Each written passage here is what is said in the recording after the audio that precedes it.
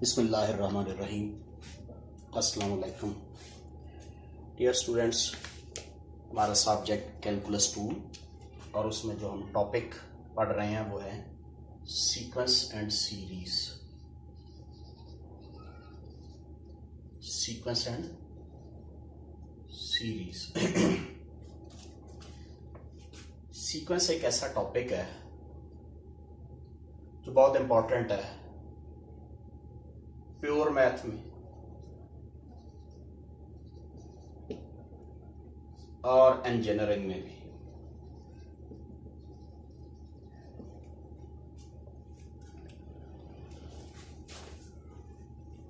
हम इसका आगाज करते हैं। सीक्वेंस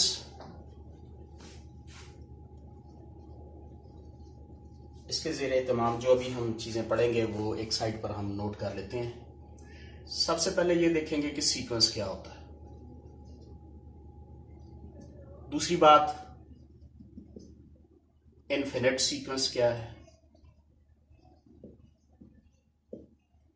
तीसरी बात, फाइनाइट सीक्वेंस क्या है।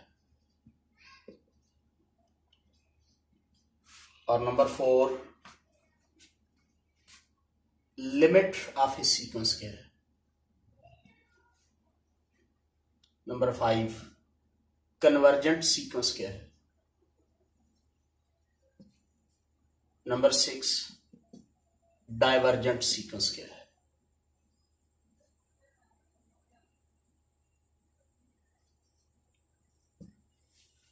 ये वो सवालात हैं जिनका जवाब हम आज के लेक्चर में तलाश करने की कोशिश करेंगे। लेट्स सी, हम अपनी बात का आगाज हम अपने प्रीवियस नॉलेज से 9th 10th first year second year से आगाज करते हैं। फिर हम देखेंगे कि बीएस में इसे कैसे डिफाइन किया जाए। सीक्वेंस और समझने के लिए इसमें हम देखते हैं कि ये क्या होता है। ये मैथमेटिकल डेफिनेशन बीएस की हम बाद में देखते हैं। तो सीक्वेंस की ये क्या है, आसान लफ्जों में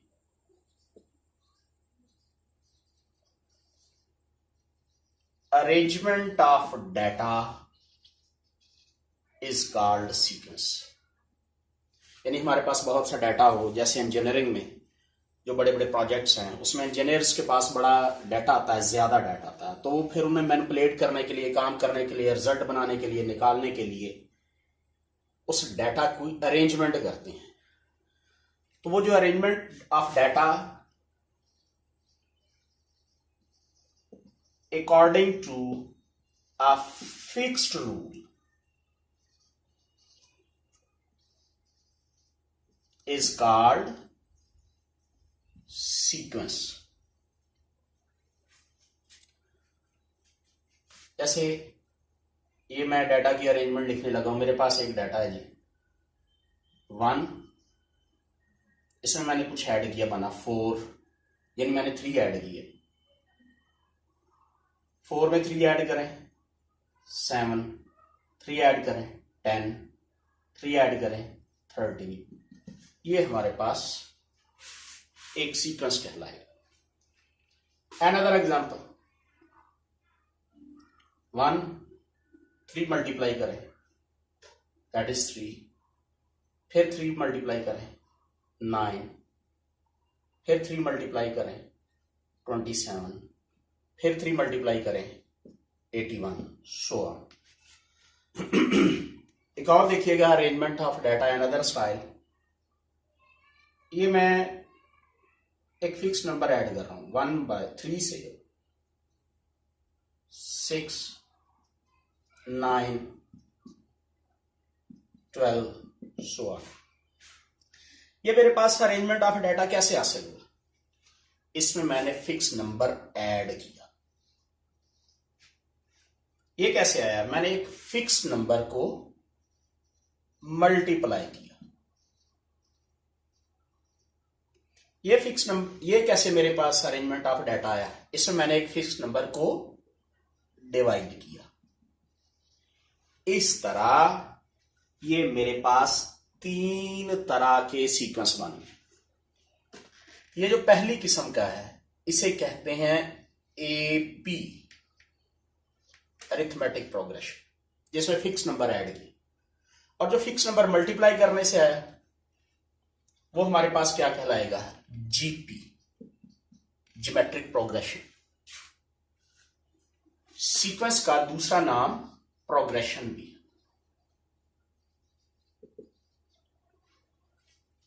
तो ये हमारे पास अरिथमेटिक सीक्वेंस यानी अरिथमेटिक प्रोग्रेशन बना, जिसमें फिक्स नंबर ऐड होकर अगली टर्म आती चली जाती है, जिसमें फिक्स नंबर मल्टीप्लाई होकर अगली टर्म आती चली जाती है। इसे हम ज्योमेट्रिक सीक्वेंस या ज्योमेट्रिक प्रोग्रेशन कहते हैं। और जिसमें फिक्स नंबर डिवाइड करने से अगली टर्म्स आती हैं उसे हम HP, हार्मोनिक प्रोग्रेशन या हार्मोनिक सीक्वेंस कहते हैं।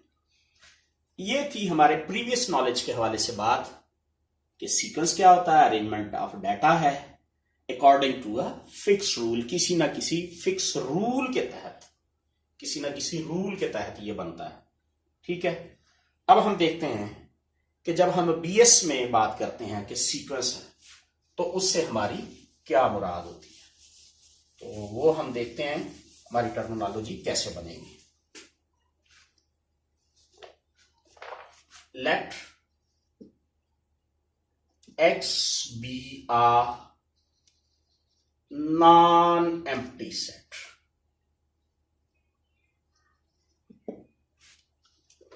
A function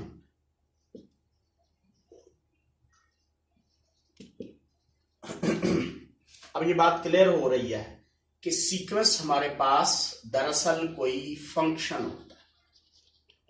सीक्वेंस हमारे पास दरअसल कोई फंक्शन होता है। A function f from set of natural number to set X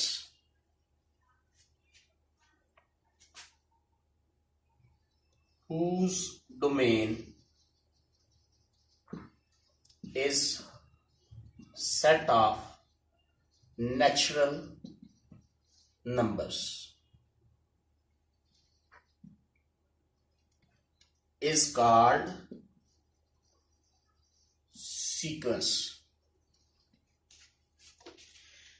ऐसा फंक्शन जिसकी domain set of natural numbers होगी उस फंक्शन को हम सीक्वेंस का नाम दे देंगे।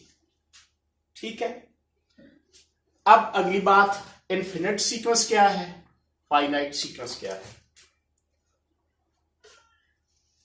तो उसका जवाब यकीनन इस डोमेन पर मुनहसर है।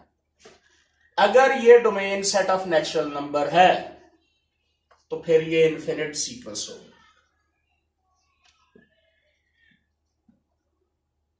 लेकिन अगर हमारी डोमेन सबसेट ऑफ n हो, यानी डोमेन में ऐसा सेट आ जाए जो इसका सबसेट हो, फिर ये फाइनाइट सीक्वेंस होगा।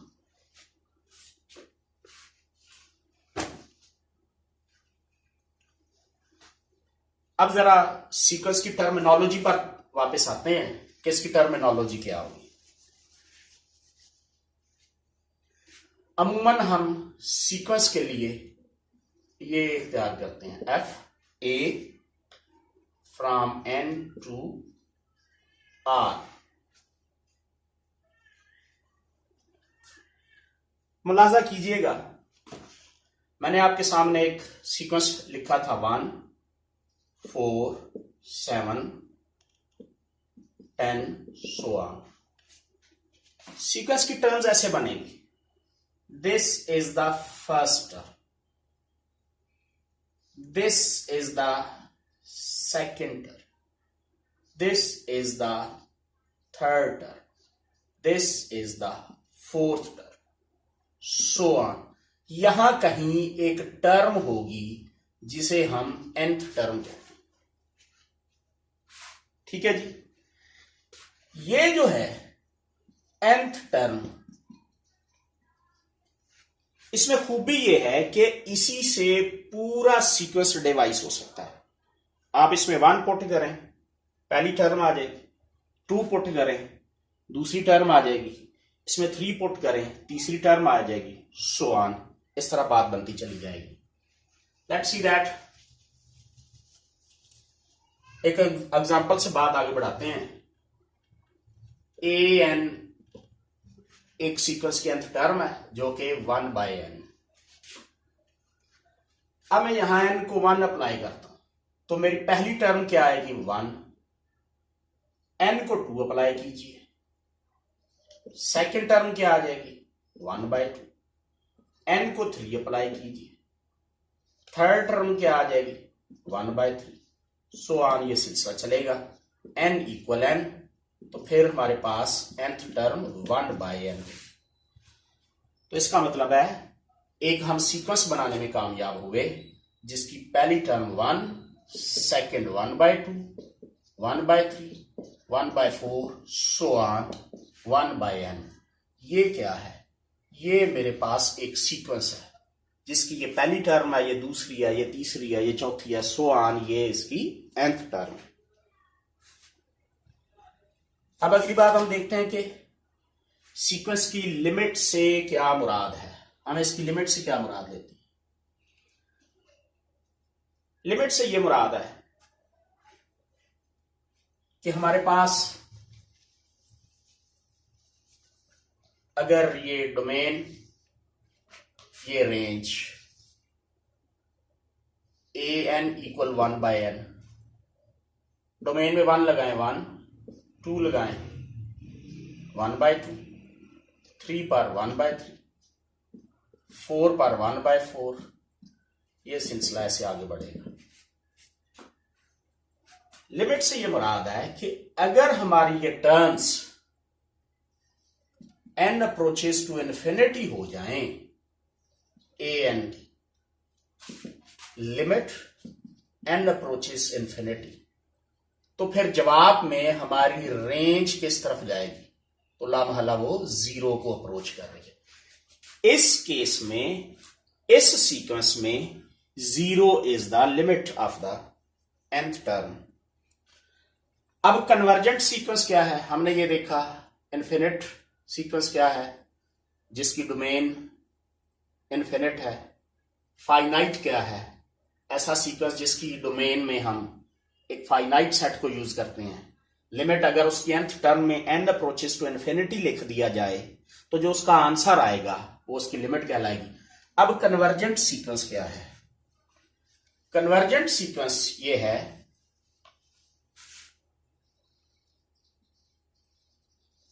कन्वर्जेंट सीक्वेंस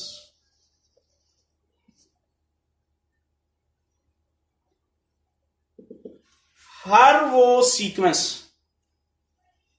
जिसकी लिमिट एग्जिस्ट करती हो, हम उस सीक्वेंस को कन्वर्जेंट सीक्वेंस कहते हैं। और जिस सीक्वेंस की कोई फाइनाइट लिमिट नहीं आती, हम ऐसे सीक्वेंस को डाइवर्जेंट सीक्वेंस कहते हैं। ठीक है, जैसे अभी आपने एक एग्जांपल मुलाहजा की, ये जो थी हमारे पास कि ये एक सीक्वेंस था 1/n, इस पर हमने limit n approaches to infinity apply की तो आंसर 0 है। इसका मतलब ये हमारा कन्वर्जेंट सीक्वेंस है। कन्वर्जेंट सीक्वेंस के हवाले से एक डेफिनेशन है, एप्सिलॉन डेल्टा डेफिनेशन।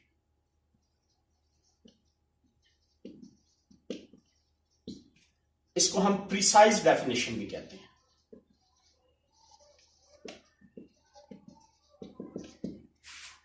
तो ये डेफिनेशन जरा देखिए, ये किस तरह से बयान होगी, फिर हम अपनी बात को आज की खत्म कर लेंगे। कल